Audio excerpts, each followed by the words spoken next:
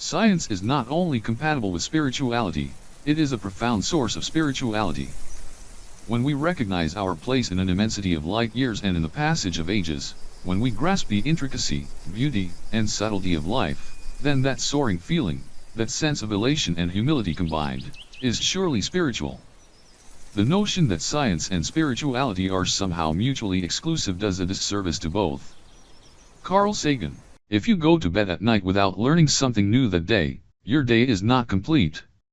Luke Paquin, 1973. Agnosticism.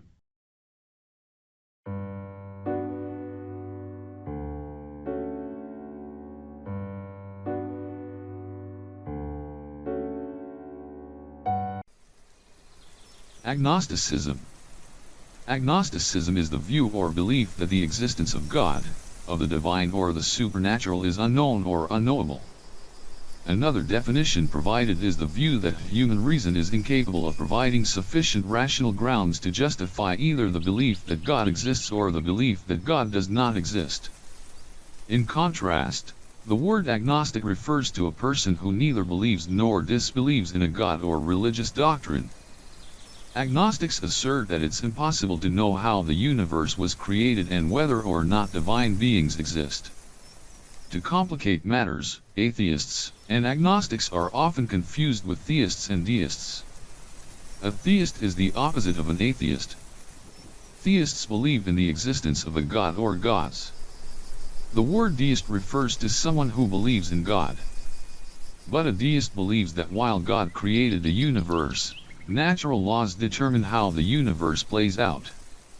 In the popular sense, an agnostic is someone who neither believes nor disbelieves in God, whereas an atheist disbelieves in God. In the strict sense, however, agnosticism is the view that human reason is incapable of providing sufficient rational grounds to justify either the belief that God exists or the belief that God does not exist. Insofar as one holds that our beliefs are rational only if they are sufficiently supported by human reason, the person who accepts the philosophical position of agnosticism will hold that neither the belief that God exists nor the belief that God does not exist is rational. In the modern period, agnostics have appealed largely to the philosophies of Hume and Kant as providing the justification for agnosticism as a philosophical position. As with any identity, specific beliefs depend on the individual. There's a notion that any belief in a God would be contradictory to agnosticism, but it's a bit more complicated than that. Nowadays, the term agnostic is often used, when the issue is God's existence, to refer to those who follow the recommendation expressed in the conclusion. An agnostic is a person who has entertained the proposition that there is a God but believes neither that it is true nor that it is false.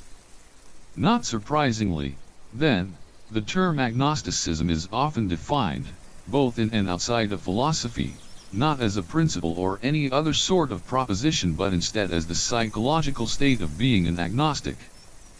Call this the psychological sense of the term.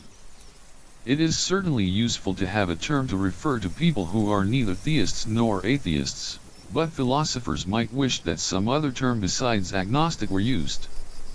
The problem is that it is also very useful for philosophical purposes to have a name for the epistemological position that follows from the premise of argument, the position that neither theism nor atheism is known, or most ambitiously, that neither the belief that God exists nor the belief that God does not exist has positive epistemic status of any sort.